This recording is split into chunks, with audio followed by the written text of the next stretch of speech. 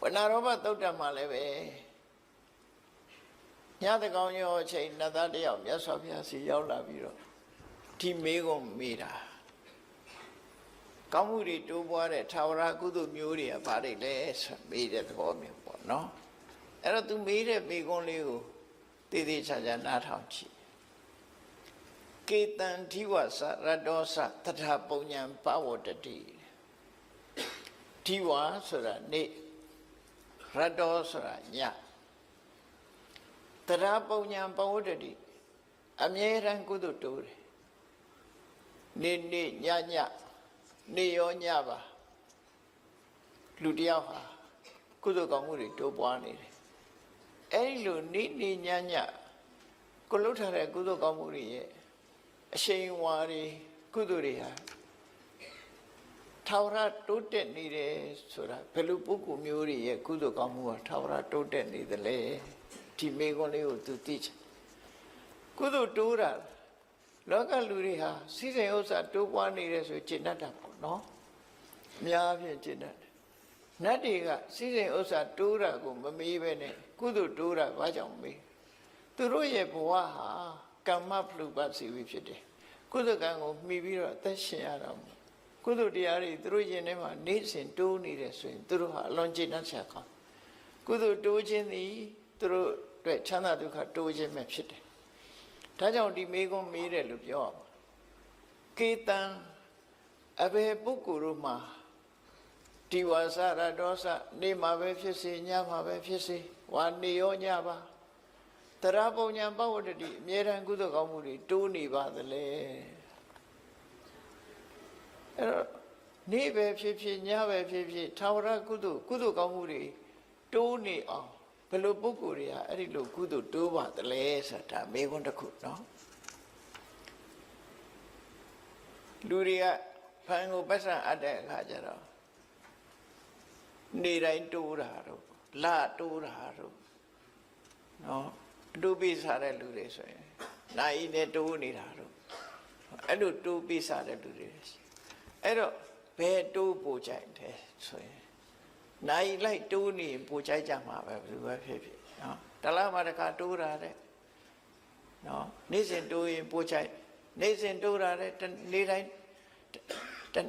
တနာရီတခါတိုးနေပို့ကြိုက်10မိနစ်တခါတိုးနေပို့ကြိုက်ကြမှာပဲလေတိုးနေတာကြိုက်အဲ့တော့ကိုယ့်ရင်ထဲနှလုံးထဲမှာတမိုးကြီးမားတဲ့ကုသိုလ်တရားတွေဟာနေ့နေ့ညညထာဝရကုသိုလ်ကောင်းမှုတွေတိုးနေတဲ့ကုသိုလ်မျိုးဘယ်ပုဂ္ဂိုလ်ရဲ့ကုသိုလ်မျိုးဟာထာဝရတိုးနေတဲ့ကုသိုလ်မျိုးဖြစ်ပါသလဲဆိုဒီမေခွန်းမေးတာနော်ထာဝရကုသိုလ်ရခြင်းနဲ့ဘယ်ခါပဲဖြစ်ဖြစ်ကုသိုလ်တွေတိုးနေတဲ့ကုသိုလ်မျိုးလုပ်ခြင်းဓမ္မထာသီလတမ္ပန္နာကေသနာတက္ကကာမိနောသူစရိုက်တရားပေါ်မှာကျင့်သုံးပြီးကိုချင်းသီလပြည့်ဝတဲ့ဘယ်လိုပုဂ္ဂိုလ်တွေဟာတည်တဲ့အခါမှာနတ်ပြည်ရောက်ကြတာလဲနတ်ပြည်ရောက်ဖို့ဆိုတာတော့ကိုချင်းသီလပြည့်စုံမှုလို့လို့တယ်ဒုစရိုက်တွေရှောင်မှုလို့လို့တယ်ဒုစရိုက်ရှောင်တာဟာကိုချင်းသီလပဲဓမ္မထာတရားဓမ္မပေါ်မှာကျင့်တယ်သို့မဟုတ်ကုသိုလ်တရားပေါ်မှာယက်တည်တယ်သီလသမ္မာနာကိုချင်းသီလနဲ့ပြည့်စုံကြတယ်အဲ့ဒီလိုပြည့်စုံတဲ့ဘယ်ပုဂ္ဂိုလ်တွေဟာနတ်ပြည်ရောက်ပါသလဲသူမိတဲ့မိကုံးလေးကိုစဉ်းစားကြည့်ပေါ့နော်နေရောညပါတိုးနေတဲ့ကုသိုလ်မျိုးကဘာကုသိုလ်လဲလို့ဆိုလို့တယ်ပေါ့ဘယ်ပုဂ္ဂိုလ်ရဲ့ကုသိုလ်ဟာနေရောညပါကုသိုလ်တိုးနေတယ်ဘယ်လိုပုဂ္ဂိုလ်တွေဟာတည်တဲ့အခါမှာနတ်ပြည်ရောက်ဖို့တေးချတယ်လဲဆိုဒီမိကုံးမေးတာဒီမိကုံးမေးတာသူကနတ်ပြည်ကလာတာဆိုတော့နောက်ထပ်နတ်ပြည်ရောက်ဖို့လူသားတွေဟာဘယ်လိုနေရမလဲဆိုတာဒုတိယလူသားတွေအတွက်ကြိုးပြုတဲ့မိကုံးတွေကိုမေးလိုက်တာပါဖြစ်အဲ့ဒီမှာသူ့ရဲ့မိကုံးကိုမြတ်စွာဘုရားဖြေတာကတော့သူကရှင်းရှင်းလေးနော်သူ့ရဲ့မိကုံးကိုမြတ်စွာဘုရားဘယ်လိုဖြေတော့ဆိုအာရမရောပဝနရောပရှေသနာတိတုကာရကပပ္ပိသဥဒ္ဒပန္နိသယေတရန္တိဥပတ္တယတေတံဒီဝါစရတောသတရာပုညံပဝတ္တိတိုးတယ်ဆိုတာနဲ့ပတ်သက်ပြီးတော့ထာဝရကုသိုလ်တွေကိုမြတ်စွာဘုရားထုတ်ပြပြီးတော့ဟောတယ် ကုသိုလ်ဆိုတာမျိုးမျိုးရှိကြတယ်တဲ့ပဲနံပါတ်1ကုသိုလ်6မျိုးကိုဒီမှာရှင်းပြီးတော့ဟောတာနော်ကုသိုလ်တွေစင်ပွားတိုးတက်လာတဲ့ကုသိုလ်6မျိုးကဘာတွေလုံးဆိုနံပါတ်1ကအာရမရောပါအယံသစ်ပင်တွေကိုစိုက်ပျိုးပြီးအများအကျိုးကိုပြုတဲ့ပုဂ္ဂိုလ်မျိုးဒီတော့မှသစ်ပင်ခုတ်တဲ့လူမပါဘူးနော်သစ်ပင်စိုက်တဲ့လူအယံဥယျာဉ်တွေကိုစိုက်ပျိုးပြီးအများကိုအကျိုးပြုပြီးကဘာမြေကြီးဥပေါ်မှာအရေးအာဝါဒတွေနဲ့အကျိုးပြုတဲ့ပုဂ္ဂိုလ်မျိုးတွေအာရမရောပအာရမဆိုတာ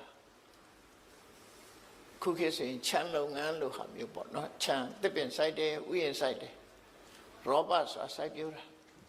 ဥယျာဉ်တွေစိုက်ပျိုးတဲ့ပုဂ္ဂိုလ်တွေတဲ့အဲ့ဒီပုဂ္ဂိုလ်တွေမှာကုသိုလ်တရားနေရောညပါတိုးတက်နေတယ်။ဘာကြောင့်လဲဆိုရင်သူကုသိုလ်ကသာဝရကုသိုလ်နေတတိယရင်နေတိုးမှာပဲညတတိယညတိုးဆိုလိုတာဒါသာဝရကုသိုလ်ပျောက်သွားတဲ့ကုသိုလ်မဟုတ်ဘူးလေ။ဥယျာဉ်စိုက်ပျိုးထားတယ်။ဥယျာဉ်စိုက်ပျိုးလိုက်တဲ့ဖြင့်ထိုဥယျာဉ်ကိုမှီပြီးတော့ပထမဆုံးဘသူတွေအကျိုးရတော့ဆိုငှက်ကလေးတွေဒေါ်တရိษံတွေဟာဒီဥယျာဉ်တွေကိုမှီပြုပြီးတော့စားစရာတွေပြည့်ပြည့်ဝရခိုးစားတော့လည်းသွားမကြွေးလေနဲ့တန်းတယ်အဲ့လိုတစ်ပစ်စိုက်ထားလို့ရှိရင်တော့အကျိုးပြုမှသိကြတယ်နော်အဲ့လိုတစ်ပစ်စိုက်ပေးထားတဲ့အခါမှာငှက်ကလေးတွေဟာတိရိတ်ခိုးပြီးတော့တစ်ပစ်မှာရှိတဲ့အသီးလေးတွေစားပြီးဘလောက်စိတ်ချမ်းသာကြကောင်းသူတို့ဘဝဟာလုံခြုံသွားနောက်တစ်ခါကိုမမြင်ရတဲ့တ attva တွေဟာလည်းပဲတပည့်ရိတ်တွေပါမှီပြီးတော့သူတို့ရဲ့ပုံမိမ့်မှန်တွေကရှိတယ်တပည့်ခုတ်လိုက်လို့ရှိရင်ပုံမိမ့်မှန်ပြုတ်ကြတာတွေ့တယ်မလားဘောလမြိုင်ဘက်မှာမြေပြိုးတာတွေ့တယ်မြေပြိုးရင်အိမ်တွေလည်းပါသွားတာအဲ့တော့တပည့်လဲရင်လည်းတပည့်ပေါ်မှာရှိတဲ့ပုံမိမ့်မှန်တွေပျက်စီးမှာပေါ့ဒါထုံးစံပဲပေါ့သူတို့ကံအားလျော်စွာဒီယောဂစိုးဆိုတာတပည့်ကွာကြတက်ထိုင်နေတာမဟုတ်ဘူးပကြီးဆရာဆွဲတယ်လို့ဘယ်ကြာကြီးထိုင်နေမှာတော့မြောက်ကြီးလို့နေမှာပေါ့ရှုပ်ကစိုးသစ်ပင်ကွာကြထိုင်နေရုပ်မြောက်လို့ဖြစ်နေမှာဆိုလိုတာကရှုပ်ကစိုးမှာဖိမှန်2မျိုးရှိတယ်အမျိုးအစား2ခုရှိတယ်ရှုပ်ကစိုးရဲ့ဖိမှန်ဟာသစ်ပင်ရဲ့တစ်ခက်ပေါ်မှာတီးနေတဲ့ဖိမှန်မျိုးတစ်ခုသစ်ပင်ဆိုတဲ့ပင်စီပေါ်မှာတီးနေတဲ့ဖိမှန်တစ်ခု2ခုရှိတယ်တစ်ခက်ပေါ်မှာတီးတဲ့ဗိမာန်ကိုတာခတ်ထဗိမာန်လို့ခေါ်တယ်တာခါဆိုတစ်ပင်တစ်ခက်တာခတ်ထဆိုတာအဲ့ပေါ်မှာတီးရှိနေတာတစ်ခက်ပေါ်၌တီးရှိနေသောဗိမာန်နဲ့နေတဲ့ရုပ်ကစိုးကိုတာခတ်ထအဲ့ဒါကြတော့တစ်ကိုင်းခုတ်လိုက်တာနဲ့တစ်ကိုင်းကုံသွားရင်သူ့ဗိမာန်ပျက်စီးသွားတယ်ဒါကြောင့်မို့ဗမာတွေကနတ်နိကိုင်းချန်တယ်ဆိုတာအဲ့ဒီအဓိပ္ပာယ်ကိုပြောတာတစ်ကိုင်းကုံအောင်မခုတ်ဘူးတစ်ကိုင်းကုံလို့ရှိရင်သူတို့ဗိမာန်ရပ်တည်နိုင်စွာမရှိတော့ဒီတစ်ပင်မောမြောက်လို့နေတာမဟုတ်ဘူးတစ်ပင်ကိုအကြောင်းပြုပြီးတော့သူတို့ဘုံဗိမာန်တွေရှိနေတယ်လို့လူတွေလည်းမြေပေါ်နေတယ်ဆိုရင်ပဲမြေပေါ်မှာအိမ်ဆောက်နေကြတာလေမြေကြီးပေါ်တိုင်းအဲ့ဒါမှမဟုတ်တာနတ်တွေလည်းပဲတစ်ပင်နဲ့ပတ်သက်ပြီးအဲ့လိုနေတယ်လို့ရုက္ခထဗိမာန်ဆိုတာကြတော့တစ်ပင်ကြီးလဲလိုက်လို့သင်္ကုတ်တူရှိနေသေးတော့သူ့ဘုံမိမမပြတ်သေးဘူးဒါရုက္ခထတစ်ပင်ရှိနေသေးဗျအမြစ်ပါတူပြစ်မှသူ့သိဘုံမိမပြတ်တယ်ဒါဘုယောဂဇောက2မျိုးနော်တစ်ခက်တွေကောင်းခုတ်ရင်ယောဂဇောကစိတ်ဆိုးတယ်သူ့ဘုံမိမနေပျက်စီးတယ်တော့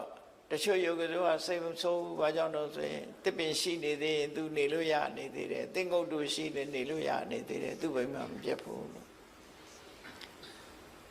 အဲ့တော့ကိုမမြင်ရမဲ့တရားတွေဟာလည်းပဲအခုလိုအယံဥယျာဉ်စိုက်ပျိုးပြီးတော့ထားခြင်းအပြင်တရားတွေပေါ်မှာအများကြီးကျိုးပြုသွားတယ်။ဒါကြောင့်ဒီထာဝရကုသိုလ်မျိုးဟာနေတတိယရဲ့နေညတတိယရဲ့ညကုသိုလ်တွေတိုးတယ်။အိပ်ပျော်နေရင်လည်းကုသိုလ်တိုးသလားလို့တော့ဒီလိုတော့မဟုတ်ဘူး။